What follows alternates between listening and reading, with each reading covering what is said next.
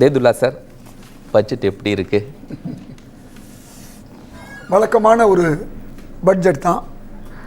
மாற்றம் பெரிதாக இல்லை, அதனால் ஏமாற்றம் தான்.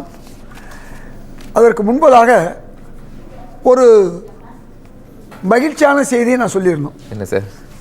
பிஜேபி பட்ஜெட்டில் காங்கிரஸுக்கு என்ன மகிழ்ச்சின்னு நீங்கள் எல்லாம் கேட்பீங்க. ஒன்றும் மகிழ்ச்சி இல்லை.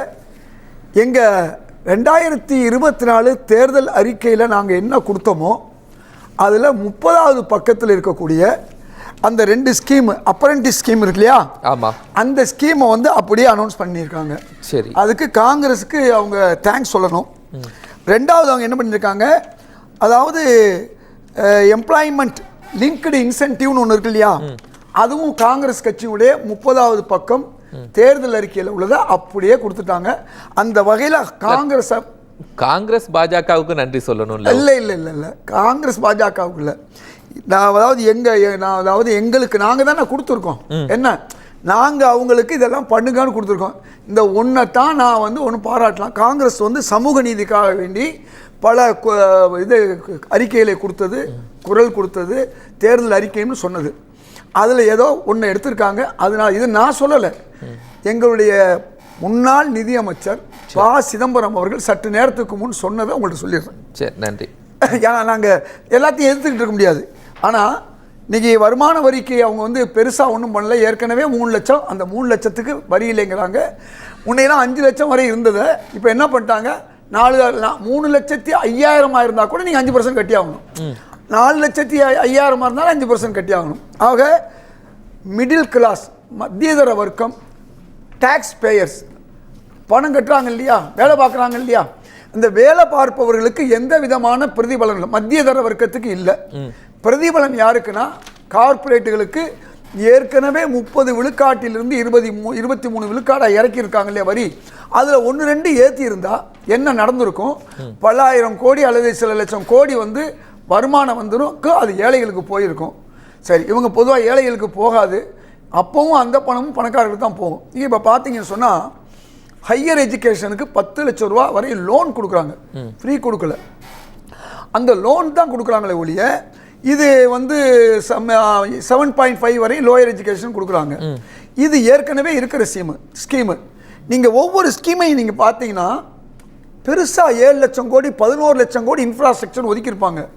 ஆனால் 5 வருஷம் போட்டிருப்பாங்க. இதுதான் இங்கே பிரச்சனையே.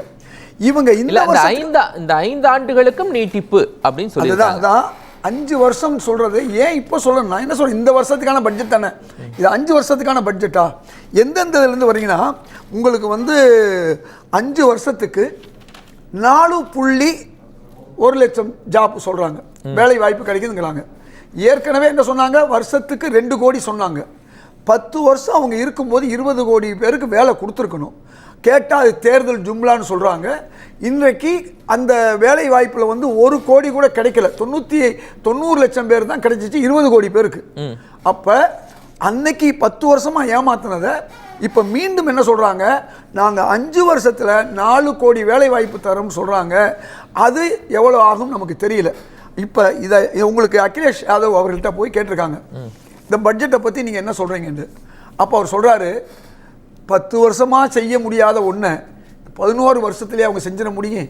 அவங்களால் முழுமையான ஆட்சியில் இருந்தாங்க, என்ன செய்ய முடியும்னு கூரை ஏறி கோழி பிடிக்க தெரியாதவங்களுக்கு வானத்துக்கீறி நான் வைகுண்டத்தை காமிப்பேன்னு சொல்ல முடியுமா?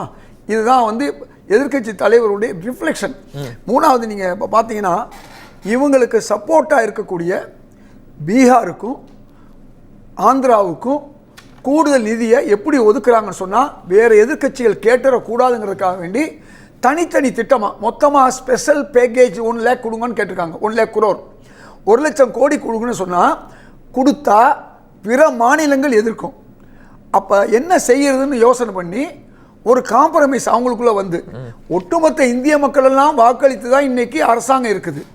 ஆனால் 2 மாநிலத்துக்கு மட்டும் ஏதோ செல்லப்பிள்ளைக்கு பண்ணுற மாதிரி இவங்களுடைய ஆட்சி தொடரணும்னா இந்த 2 பேருடைய சப்போர்ட் தேவை. இந்த 2 பேருடைய சப்போர்ட் தேவைங்கிற ஒரு காரணத்துக்காக வேண்டி இவங்க என்ன செஞ்சுருக்காங்கன்னு சொன்னால், அமராவதிக்கு ஒரு 15,000 கோடின்னு ஒதுக்கி இருக்காங்க.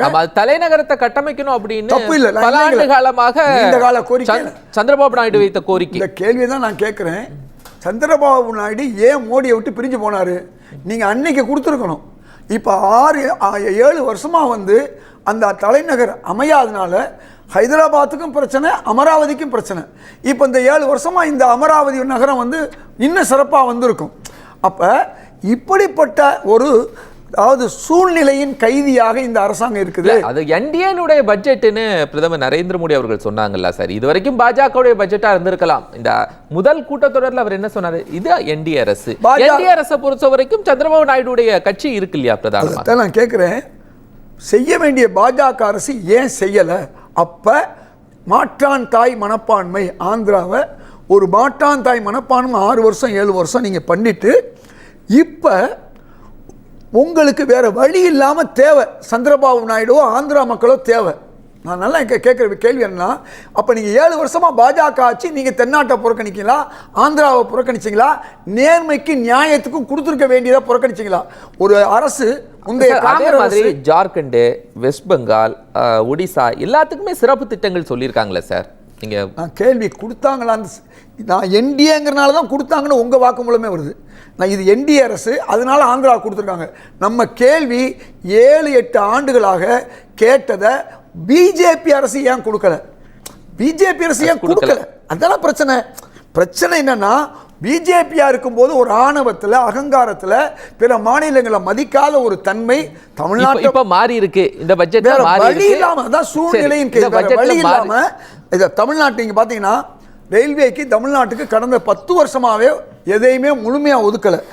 எப்படி மெட்ரோ ட்ரெயினுக்கு 13,000 கோடி கொடுக்கணும்னு சொல்லிட்டு இதுவரையும் கொடுக்காம இருந்து ஸ்டேட் கவர்மெண்ட் 9,000 கோடிக்கு மேலே கொடுத்துருக்காங்களோ அது மாதிரி எய்ம்ஸ் எப்படியோ அது மாதிரி தமிழ்நாட்டை எப்படி புறக்கணிக்கிறாங்களோ இப்படி அவர்கள் ஆளாத மாநிலம் ஆந்திரா, அதை புறக்கணிக்கிறாங்க. பீகாருக்காவது ஏற்கனவே பல முறை கூடுதலாக கொடுத்துருக்காங்க. இப்போவும் பீகாருக்கு வந்து கூடுதலாக கொடுக்கக்கூடிய நிலைமை. ஆனால் கூடுதலாக வாங்கி அங்கே என்ன நடக்குதுன்னா, கட்டக்கூடிய பாலங்கள் பூரா ஒரே மாதத்தில் 9 பாலம் விழுந்திருக்கு. அப்போ ஊழலுக்கு துணை போறக்கூடிய ஒரு அரசாக இருக்கு. அந்த பாலங்கள் சரியாக கட்டப்படுதான்னு கூட இந்த 10 வருஷமாக அவங்க பார்க்கல. அது குறிப்பாக பீகாருக்கு கொடுக்கும்போது வெள்ள பாதிப்பு சார்ந்த நிவாரணம் என்ன பண்றாங்க, பிற மாநிலங்களை ஏமாத்துறதுக்கு என்ன செய்யறாங்கன்னா, தங்களுக்கு வேண்டிய மாநிலங்களை அவங்களுக்கு எப்படியாவது கொடுக்கணும்னு மறைமுகமா கொடுக்கறாங்க, நேர்முகமா கொடுக்கல. இதுதான் இதேதுல்லா சார் பேசிட்டோம் அவருடைய நேரம். அதாவது சோலார் திட்டம் நல்ல திட்டங்கிறது ஏதோ அது காலம் வந்தா வரதா செய்யும். ஒவ்வொரு காலகட்டத்தில் ஒவ்வொரு முன்னேற்றங்கள் வருது. சோலார் திட்டத்தை வந்து இவங்க கொண்டு வந்ததே மிக தாமதம் தான்.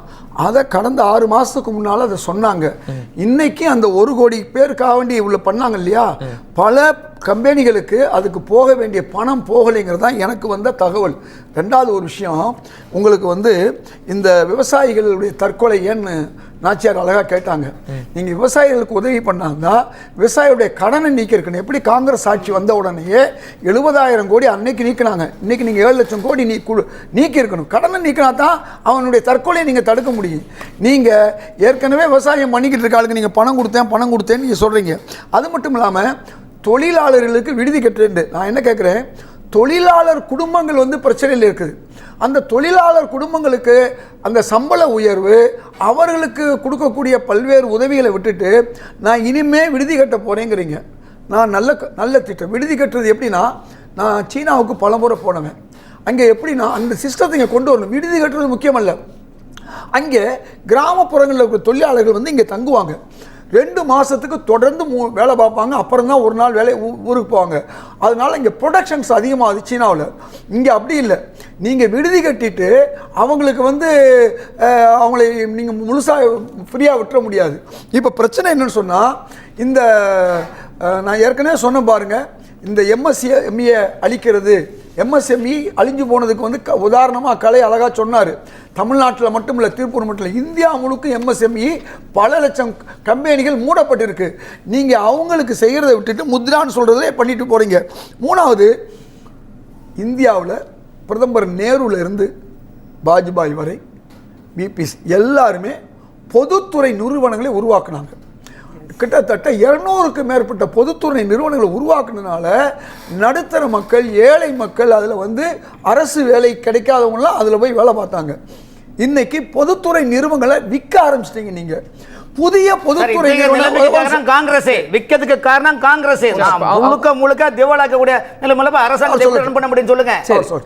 ரன் பண்ண முடியும் சொல்லுங்க. தப்பு இல்லை, ரெண்டாவது சுற்றுல குறிக்கலாம் தப்பு இல்லை. இப்ப நான் என்ன சொல்ல வர்றேன், அதாவது காங்கிரஸ் தான் உருவாக்குச்சு பொதுத்துறை நிறுவனங்கள். அது பக்ரானங்கள் திட்டமாக இருக்கட்டும், விவசாய திட்டங்களாக இருக்கட்டும், அணைக்கட்டுகளாக இருக்கட்டும், அதே மாதிரி ரூர்கெலாய், பிலாயி, இந்த மாதிரி ஊரில் எத்தனை BHEL, நெய்வேலி பலதையும் உருவாக்குனது காங்கிரஸ்.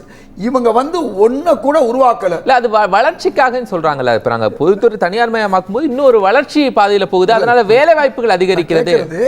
வேலை வாய்ப்பு அதிகமா கொடுக்கிறது வந்து MSME ஒரே நிமிஷம் பொதுத்துறை நிறுவனங்கள் தான். நான் சொல்லி முடிச்சுக்கிறேன். இப்ப இன்ஃப்ராஸ்ட்ரக்சருக்கு 11 லட்சம் கோடி கொடுக்குறோம்னு சொல்றது, அந்த இன்ஃப்ராஸ்ட்ரக்சர்ல எத்தனை பொதுத்துறை நிறுவனங்களை புதுசா உருவாக்குறீங்க? அதுதான் உங்களுக்கு டாக்ஸையும் கொடுக்குது, வேலை வாய்ப்பை கொடுக்குது, அந்த வருமானத்துடைய லாப பங்கையும் கொடுக்குது. இப்போ பொதுத்துறை நிறுவனங்களை போனால் நீ விற்கிறீங்க, அப்போ சொல்லுவாங்க பேரு பெத்த பேரு தாக நீழல் எதுமாங்க. பெருசாக நான் செய்கிற மாதிரி காமிச்சிட்டு அது 5 வருஷம் 5 வருஷம் 1 வருஷம் பட்ஜெட் சொல்லாமல் 5 வருஷம் செட்டியார் முடுக்கா சரக்கு முடுக்கான்னு கேட்பாங்க. இங்கே என்னன்னு சொன்னால் செட்டியார் தான் இருக்குது, சரக்கு முடுக்கு இல்லை. ஒரு வேலையும் இல்லாத இந்த பட்ஜெட்டை பூராமே ஏற்கனவே உள்ள பட்ஜெட்டை வந்து 5% கூட்டுறது, 10% கூட்டுறது. அதுவும் நல்லா தெரிஞ்சுக்கோங்க, உலகத்தில் 5 விழுக்காடுலேருந்து 10 விழுக்காடு கல்விக்கு ஒதுக்கும் போது இவங்க ஒதுக்குறது வெறும் 2 விழுக்காடு. அதே மாதிரி சுகாதாரம் எவ்வளோ பெரிய முக்கியம். இன்றைக்கி அமெரிக்காவில் என்ன பெரிய விஷயம் வருது, அங்கே சுகாதாரம் தான். இங்கே வெறும் 1.5% தான் சுகாதாரத்துக்கு ஒதுக்குறாங்க. பிற நாடுகளில் 5%க்கு மேலே ஒதுக்குறாங்க. நீங்கள் ஒட்டுமொத்தமாக நீங்கள் பார்க்கும்போது இப்போ விண்வெளிக்கு 1000 கோடி ஒதுக்குறது நான் வரவேற்கிறேன். அது ஏற்கனவே கொஞ்சம் கொஞ்சமாக ஒதுக்கப்பட்டு கூடுதல் ஆகிட்டு இருக்கு. இப்போ அதெல்லாம் வழக்கமான ஒன்று. நீங்கள் புதுசாக நீங்கள் என்ன செஞ்சுருக்கணும், நாட்டில் இன்ஃப்ராஸ்ட்ரக்சர் உருவாக்குறோங்கிற பேரில் நீங்கள் என்ன செய்றீங்க, ரோடு போடுறீங்க. சரி, ரோடு எல்லா காலமும் வர்றது தான். ஆனால் ரோடை போட்டுட்டு அதிகமான டோல் வாங்குறீங்க, அதிகமாக டோல் பிளாசாவை உருவாக்கியிருக்கீங்க. நம்ம நீங்கள் தமிழ்நாட்டை எடுத்துக்கங்க, மற்ற மாநிலங்களில் 60லேருந்து 70 கிலோமீட்டருக்கு ஒரு டோல் பிளாசா இருந்தால் தமிழ்நாட்டில் 40 கிலோமீட்டர் ஒரு டோல் பிளாசா. அப்போ தமிழ்நாட்டில் வரி அதிகமாக எவ்வளவு கசக்கி புளிய முடியுமோ அதை தமிழ்நாட்டில் மத்திய அரசு புரியும். ஆனால் தமிழ்நாட்டுக்கு ஏதாவது செய்தா இல்லை. இப்போ நான் என்ன கேட்குறேன், ஆந்திராவுக்கு நீங்கள் கொடுங்க, பீகாருக்கு கொடுங்க, நான் கொடுக்க வேணான்னு சொல்ல. ஆனால் நீங்கள் கொடுக்கும் பொழுது இன்னும் எந்தெந்த மாநிலங்கள் பின்தங்கிய மாநிலங்கள், தமிழ்நாடு போன்ற மாநிலங்களுக்கு டோல் அப்படிங்கும்போது அதனுடைய வரி வருவாய் பகிர்வு மாநில அரசுக்கு போகுது இல்லை சார்? இல்லை, நான் என்ன கேட்குறேன், முழுமையாக போகாது. எவ்வளோ பகிர்வு போகுது, பல முழுசாக போகுது சார். நீங்கள் எதில் போகுது, ஜிஎஸ்டியில் போகுது, டோல்லாம் போகிற மாதிரி இல்லை. டோலை வந்து அவங்க என்ன செய்கிறாங்க, நாங்கள் வந்து திருப்பி நாங்கள் ரீமாடல் பண்ணுறோம், ரிப்பேர் பண்ணுறோன்னு சொல்கிறாங்க. நீங்கள் அதை விட நீங்கள் 10 லட்சம் கோடி ஹவுசிங்க்கு ஒதுக்குறதாக சொல்கிறாங்க. இந்த பட்ஜெட்டில் இல்லை, அடுத்த 5 வருஷத்துக்கு. நீங்கள் எல்லா கம்பேரிசனுமே ஃபார் 5 இயர்ஸ் எதை சொன்னாலுமே நீங்கள் இது ஜும்லா தானே, ஏமாத்துறது தானே. நீங்க விவசாயத்தை பத்தி சொன்னீங்க, வந்துறேன் இதே இதுல சார், மக்களை ஏமாத்துறீங்க. சொல்லுங்க. காங்கிரஸ் பீரியட்ல விவசாயிகளுக்கு லோனை என்ன பண்ணாங்க, கேன்சல் பண்ணாங்க. அது முதல்ல 2004 வரும்போது இருந்துச்சு. அதுக்கு பிறகு பெரிய அளவுல லோன் கேன்சலேஷன் இல்ல. அதை விட என்ன செஞ்சாங்க, ஆனால் இவங்க விவசாயத்திற்கு 5,80,000 கோடி ரூபாய் என்ன பண்ணிருக்காங்க, ஒதுக்கி இருக்கிறாங்க. ஒவ்வொரு ஆண்டும் கரீப் கல்யாண் மூலமாக அவங்க என்ன பண்றாங்க, 6,000 ரூபாய் கொடுக்குறாங்க. நல்ல கேள்வி. நீங்க முதல்ல பதில் புரிஞ்சுங்க. விவசாயத்துக்கு உரமானியம்னு காங்கிரஸ் ஒதுக்குச்சு, பெரிய அமௌண்ட் ஒதுக்குச்சு, கொஞ்சம் நெஞ்ச அமௌண்ட்ல. அந்த ஒதுக்குனதுனால அன்னைக்கு உரம் வந்து 1000 ரூபாய் இருந்துச்சுன்னா இன்னைக்கு 3500 ரூபாய் போச்சு. இப்போ உரம் வாங்கலைன்னா அவன் விவசாயம் பண்ண முடியுமா? அப்ப உரம் மானியத்தை கொடுத்துச்சு. பெட்ரோல் டீசலுக்கு என்ன பண்ணுச்சு, உலகளாவிய அளவில் $120 $130 இருக்கும்போது பெட்ரோல் பூல்னு ஒன்று கொண்டு வந்தாங்க, ஆயில் பூல். அந்த ஆயில் பூல் மூலமாக தான் இந்த விலைவாசியை குறைச்சாங்க. அன்றைக்கி 56 ரூபாய்க்கு உங்களுக்கு பெட்ரோல் டீசல் கொடுக்க முடிஞ்சுன்னா அதுக்கு என்ன காரணம், அது ஏழை எளியவர்கள் பயன்படுத்துறது. இன்றைக்கி ஒரு அம்பானியோ அதானியோ அதிகமாக அவங்க ஒரு காரு 2 கார் தான் ஓட்டுவாங்க. ஒரு ஆள் 10 காரில் ஒரே நேரத்தில் போக முடியாது. ஆனால் ஏழைகள் நடுத்தர மக்கள் தான் போகிறாங்க, அவங்க தான் பணம் கட்டுறாங்க. இப்போ நீங்கள் டேக்ஸு, அழகாக ஒரு விஷயம் கலை சொன்னார், டேக்ஸை பொறுத்தவரை பணக்காரர்கள் கட்டுறதை விட ஏழைகள் தான் அதிகமாக கட்டுறாங்க. அதே நேரத்தில் கடன் தள்ளுபடி பணக்காரர்களுக்கு கிடைக்குது, இவங்களுக்கு கிடைக்கல. மற்ற மானியங்கள் வந்து பணக்காரர்களுக்கு கிடைக்குது, ஏழைகளுக்கு கிடைக்கல. அப்போ அரசாங்கத்துடைய ஸ்கீம்ஸ் வழியா ஏதோ ஒரு வகையில் பயன்படுறாங்க. நீங்கள் கிடைச்சாலும் இந்த கேப் அதிகமாக இருக்கு. எப்படி கேப் அதிகமாக இருக்குன்னா, ஒரு 5 விழுக்காடு ஏழைகளுக்கு நான் இப்போ வீடு கிடைக்குது, 3 கோடி வீடுங்கிறாங்க, அது நேரடியாக ஏழைகளுக்கு தானே வருது. நான் கேட்குறேன், 10 வருஷத்தில் சொன்ன அளவுக்கு அவங்களால வீடு கொடுக்க முடிஞ்சா அதில் 56% தான் அவங்களால கொடுக்க முடிஞ்சு. சொல்கிறது ஒன்று, செய்கிறது ஒன்று. அதை நீங்கள் பாருங்கள். நீங்கள் எங்கே நான் கேட்குறது, ஏழைகள்கிட்ட 80% வரியை வாங்கிட்டு அவங்களுக்கு 40% நீங்கள் கொடுக்குறீங்க. 20% தான் நீங்கள் வரியாக வந்து தொழிலதிபர்கிட்ட வாங்குறீங்க. ஆனால் அவங்களுக்கு 40% கடன் தள்ளுபடி பண்ணுறீங்க. இன்றைக்கி ஒரு ஏழைகளுக்கும் பணக்காரர்களுக்குமான கேப் ஏன் அதிகமாச்சு? இன்றைக்கி ஒரு விவரமில்லாத பட்ஜெட்டை தாக்கல் செய்யக்கூடியவர்கள், அதாவது ஆங்கிலம் பேசினா அவருக்கு வெளியுறவுத்துறை அமைச்சர், ஆங்கிலம் பேச தெரிஞ்சா நிதி அமைச்சர். ஆனால் மக்களுடைய உணர்வுகளை நீங்க இல்ல புரிஞ்சு கொள்ளக்கூடிய மனநிலை காங்கிரஸுக்கு இல்லை. உயர் சாதிக்கு கொடுக்கறங்கறாரு. ஆமா, நீங்க எது சார் இதுனா சார் கமிட்டி பேசுறீங்க சொல்லுங்க. நான் என்ன கேக்குறேன், ரொம்ப சிம்பிளான கேள்விங்க. இன்றைக்கு இந்த மக்களுடைய உணர்வுகளையும் ஏழைகளையும் புரிந்து கொள்ளாம ஏன் வந்து ரெஸ்டாரண்ட்ல வந்து ஜிஎஸ்டி போட்டீங்கன்னு போட்டு கேட்டா நான் ரெஸ்டாரண்ட் போறதில்ல, ஏன் வெங்காயம் விலை பூண்டு விலை உயருதுன்னு சொன்னா நான் சாப்பிடுறதில்ல, இப்படி சொல்லக்கூடியவர்கள் நீங்க நிதியமைச்சரா வந்திருந்தா இந்த மாதிரி அவங்க சாப்பிடுறதில்ல சொல்றது இல்ல சொல்றாங்க. நான் சாப்பிடுறதே இல்ல அவங்க சொல்றாங்க, தப்பு இல்லையே. ஒண்ணும் சொல்லலையே அவங்க. ஜிஎஸ்டி கவுன்சில்ல எல்லா மாநிலங்களிலும் இருக்கலாம் சார். மாநிலத்தோட நிதியமைச்சர் இருக்காங்க. 75% அப்ரூவல் இருந்தா தான் அதுல சேஞ்சஸ். காங்கிரஸ் என்ன சொல்லுச்சு? 700 பொருட்களுக்கு வரி இல்லைன்னு சொல்லுச்சு. இன்னைக்கு 700 பொருட்களுக்கு வரி மட்டும் இல்ல, புதுசா எப்படி வரி போடணும்னு போட்டுக்கிட்டு இருக்காங்க. அது தனி கமிஷன் தானே. நான் கேட்கிற கேள்வி, அரிசிக்கு பருப்புக்கும் கோதுமைக்கு வரி இல்லை, உப்புக்கு வரி இல்லை. இன்னைக்கு என்ன பண்றாங்க? எல்லாத்துக்கும் வரியை போட்டாங்க. இதுதான் பிரச்சனை. இந்த பட்ஜெட் இதே வார்த்தையை தமிழ்நாடு அரசு கண்ட இடத்துல வரி போட்டு ரேட் ஏத்திட்டாங்க. இந்த பட்ஜெட் ஏழைகளுக்கான பட்ஜெட் இல்ல. ரைஸ்க்கு அரிசிக்கு வரி கிடையாது. இருக்கு, பேக்கேஜா இருந்தாதான். பேக்கெட்ல வந்தாதான். பிராண்டட்க்கு 5 கிலோ நீங்க வாங்குனீங்கன்னா அதுக்கு உண்டு. ஆனால் இவர்கள் வந்து பார்லிமெண்ட்ல நீட்டை ரத்து பண்ண அது பண்ண ராகுல் காந்தி அவர்கள் பேசுறாங்க.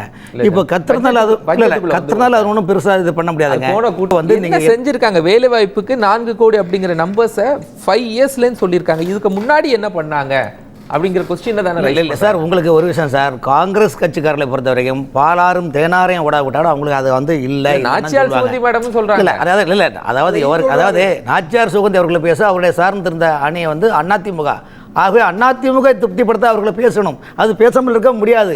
ஆனால் காங்கிரஸ் அப்ப அவங்களுக்கு திருப்திகரமான ஒரு பட்ஜெட்டை கொடுத்துருக்கலாம்ல சார். இதை ஒரு விஷயம் சார், இந்த அதாவது ஒரு விஷயங்களுங்க. இப்போ பிஜேபி அவர் சொல்லுவார் பீகார் மாநிலத்துக்கும் ஆந்திரா மாநிலத்துக்கும் முக்கியமான கூட்டணிகள் இருக்கனால நிறைய சலுகைகளை வாரி கொடுக்குறாங்க என்று சொல்கிறாங்க. இப்போ நாங்கள் 2 கட்சியோட கூட்டணி இருக்குது. ஆனால் காங்கிரஸ் கட்சியை பொறுத்த 28-30 கட்சியோட கூட்டணி வச்சா நீங்கள் பட்ஜெட்டில் நீங்களும் ஒரு ஆட்சிக்கு வந்து பட்ஜெட் போட்டால் என்ன ஆகும்? நாடு தறி கொள்ளுமா சொல்லுங்க வந்து. ஆகவே இன்னைக்கு உள்ள விஷயத்தில் பிரதமருடைய முடிவு என்னன்னா, 60 ஆண்டுகளுக்கு பிறகு சிறப்பான ஒரு நிலைப்பாடு. மொரார்ஜி தேசாய் பிரதமர் வந்து இருக்கின்ற பிரதமர் அவர் வந்து 6 முறை பட்ஜெட் தாக்கல் பண்ணிருக்காரு. 7வது முறை வரலாற்றில் முதல் முறையாக இந்தியாவில் ஒரு 3வது முறை ஒரு பிரதமராக வந்து மக்கள் ஏற்றுக்கொண்ட ஒரு நாடு. நாடும் நாட்டு மக்கள் ஏற்றுக்கொள்ள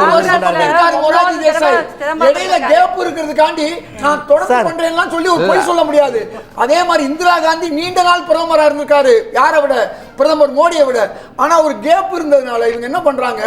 தொடர்ச்சியாக இது என்ன ரெக்கார்டு? நான் கேட்கிறேன், என்ன நீ செய்ய வேண்டிய காரியத்தை செய்யுங்க சார். அண்ணா வந்து ஒரு வார்த்தை சொன்னார் பாருங்க, காங்கிரஸ் கட்சியுடைய தேர்தல் அறிக்கையில அவர் என்ன சொன்னாருன்னா 30வது பக்கத்துல அறிமுகப்படுத்துகிறார் முன்னாள் அமைச்சர் ப. சிதம்பரம் சொல்லியிருக்காங்க. சரி, நல்லது தானே, அது தப்பு இல்லையா? மக்களுக்கு நல்லது யார் சார்? யார் எந்த இப்போ நீங்க ஒரு மாநில சந்திக்கிறீங்க, ஐயா எங்களுக்கு இந்த கோரிக்கையை வச்சு மக்கள் நல்ல அதுல தப்பு இல்லையா? நிறைய வீட்டில் இப்போ அம்மா உணவகம் ஜெயலலிதா அம்மையார் கொண்டு வந்தது. ஆனா தமிழ்நாடு முதலமைச்சர் மு க ஸ்டாலின் 21 கோடி நிதிகளை ஒதுக்கி பார்வையிட்டு உணவகம் எப்படி இருக்கு அதவன் கொடுக்கிறாரா இல்லையா? பாராட்ட வேண்டியது தானே. ஆக உங்களை பாராட்டக்கூட மனசு கூட உங்களுக்கு பாராட்டுறோம். நாங்க பாடுற பாட்டு எத்தனை காலம் தான் ஏமாற்றுவார் இந்த நாட்டில்? காங்கிரஸ் கட்சி தவறாத உத்தமர் போலவே நடிக்கிறார். சமயம் பார்த்து பல வகைகளில் சொல்றோம். கொள்ளை அடிப்பது மூன்றாவது முறையா வாய்ப்பு கொடுத்தாங்க. இதுக்கு மேடம் சொன்ன மாதிரி இதுக்கு முன்னாடி நம்பர்ஸ் அதிகமா இருந்துச்சு, கொஞ்சம் குறைந்து இருக்கிறது 240 தான். இந்த நேரத்திலேயாவது மக்களுடைய வளர்ச்சிக்கு வேலை வாய்ப்புக்கு அதிகப்படியா சார் நாங்க இருந்துட்டு ஏன்னா நாற்பது நீங்க ஆட்சியா- சில விஷயம் ராஜா சுகந்தி எவ்வளவு கிண்டல் நீங்க நான் அவங்க என்ன 303 வேண்டாம், இருந்தீங்க. கட்சியினுடைய கருத்து. இப்ப நீங்க 403 தானே சொன்னீங்க ஆனா 2 எல்லாரும் வந்தீங்க எல்லாரும் ஏங்க, எப்படி இருந்தாலும் உங்களுக்கு காங்கிரஸ் கட்சியை 100க்குள்ள தானே வச்சிருக்காங்க மக்கள் அது நீங்க பாருங்க 100க்குள்ளே தானே அவங்க அதை சொல்லல. அவங்க ஆட்சியில அவங்க இருக்காங்க என்ன சார். சொல்றாங்க 303 400 சொல்லி 240 கீழே இறங்கிட்டீங்க. சார். 54 இருந்த காங்கிரஸ் 100க்கு மேல போயிடுச்சுன்னு சொல்றாங்க. தினசரி நீங்க இட்லி சாப்பிடுறீங்களா? பட்ஜெட் தினசரி நீங்க இட்லி பட்ஜெட்ல சாப்பிட்டு சார். என்ன மக்கள் இருக்குன்னு வந்து வளர்ச்சி. மாத்திர வேண்டாம். காங்கிரஸ் வந்து செகண்ட் வளர்ச்சி, மக்கள் பிஜேபி வீழ்ச்சி. ஒரு வீழ்ச்சி கிடையாது சார் 5 ஆண்டு காலம் இதேதுல்லா சார், நீடிக்க நம்ம வல்ல எந்த மக்களுக்கு மாற்றம் இல்லை பட்ஜெட்ல சார். என்ன இருக்கு அப்படின்னு கேட்டலாம் ராமன் சார்ட்ட. அதிக வருமான பட்ஜெட்ல உச்ச ஒண்ணும் வரம்பு இல்ல. அதனால ராமன் இல்ல, இல்ல, சார் வருமான இல்லை சார், சார், ஒரு விஷயங்கள் வருமான பட்ஜெட்ல இருக்கக்கூடிய சிறப்பான விஷயம் இதுக்கு முன்னாடி இருந்ததை விடவும் புதுமையான இந்த விஷயங்கள்லாம் இருக்குங்கிறத மட்டும் நீங்க சொல்லிருங்க. நம்ம அடுத்த சுற்றுக்கு போயிடலாம். ஏதாவது இருக்கா அப்படின்னு கேக்குறாரு. ஒண்ணுமே இல்லைன்னு சொல்லிருங்க. இது என்னங்க அர்த்தம் இருக்கு வந்து அதாவது ஒரே ஒரு வார்த்தை சொல்லிக்கிறேன். தங்கத்துக்கும் பிளாட்டினத்துக்கும் வரியை குறைச்சிட்டு மக்கள் ஏழை மக்கள் பயன்படுத்துற பிளாஸ்டிக் வரி ஏற்றிருக்காங்க இன்னைக்கு. ஆமா சார், தங்கம் வெள்ளி 6% குறைக்கிறாங்க சார். தங்கம் வெள்ளி 6% குறைக்க ஒரு சின்ன தகவல் உங்களுக்கு, மாநிலங்கள் எப்படி வித்தியாசமா பார்க்கப்படுது இன்னைக்கு டெல்லியுடைய அமைச்சர் சொல்லியிருக்காங்க. அதிசி 2 லட்சம் கோடி நாங்கள் டாக்ஸாக கொடுக்குறோம், 25,000 கோடி நாங்கள் வந்து ஜிஎஸ்டி கொடுக்குறோம். குறைஞ்சபட்சம் எங்களுக்கு ஒரு 10,000 கோடியாவது ஒரு 5% ஒதுக்குவாங்கன்னு எதிர்பார்த்தோம். எங்களுக்கு ஒதுக்கலைங்கிறது அந்த அம்மா வருத்தப்பட்டு சொல்கிறாங்க. அப்போ தமிழ்நாட்டின் குரல் இப்போ டெல்லிக்கும் போயிருச்சு, ஆந்திராவுக்கு போன மாதிரி டெல்லிக்கும் போயிருச்சு.